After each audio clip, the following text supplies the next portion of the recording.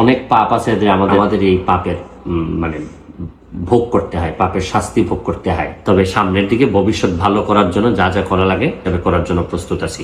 আশা করি আপনারা যে কষ্টটুকু করতেছেন আমি এটার জন্য দুঃখ প্রকাশ করতেছি।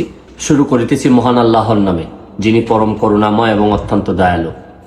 আজকে 2-3 দিন ধরে আমি নিউ ইয়র্কে বসেও আমাদের এলাকা, বিশেষ করে মাধবপুর এবং চুনারঘাটে অনেক লোকজন ফেসবুকে লেখালেখি করতেছে। প্রথম বিষয়টা হচ্ছে গিয়ে যে অনেক পাপ আছে যে আমাদের বাপ চাচারা করার পর আমাদের এই পাপের মানে ভোগ করতে হয়, পাপের শাস্তি ভোগ করতে হয়। যাই হোক, এখন অতীতের কথা না বলে এটা দিয়ে শুরু করলাম আর কি। অতীতের কথা না বলে এখন বর্তমান অবস্থায় আসি।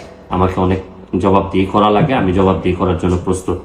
তবে দোষাদোষী তো করবো। আমি সিদ্ধান্ত নিচ্ছি যে প্রয়োজনে আমি মাধবপুর চুনারঘাটে মহাসমাবেশ ডাকবো। এই মহাসমাবেশের মধ্য দিয়ে আমি হবিগঞ্জের সব যারা আছেন তাদেরকে একত্রিত হওয়ার কথা বলবো। আমি আরো যারা 3 জন এমপি মহোদয় আছেন তাদেরও দৃষ্টি আকর্ষণ করতেছি। চলেন আমরা একত্রিত হই, হয় আমরা মহাসমাবেশ করে আমরা নেত্রীকে জানাই দিই, প্রয়োজনে যে জায়গায় নক করা দরকার আমি এই জায়গায় নক করব।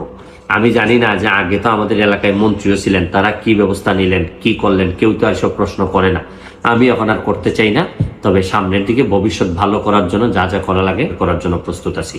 আশা করি আপনারা যে কষ্টটুকু করতেছেন এই কষ্টটুকু আমি এটার জন্য দুঃখ প্রকাশ করতেছি। আপাতত ভালো থাকবেন, সুস্থ থাকবেন।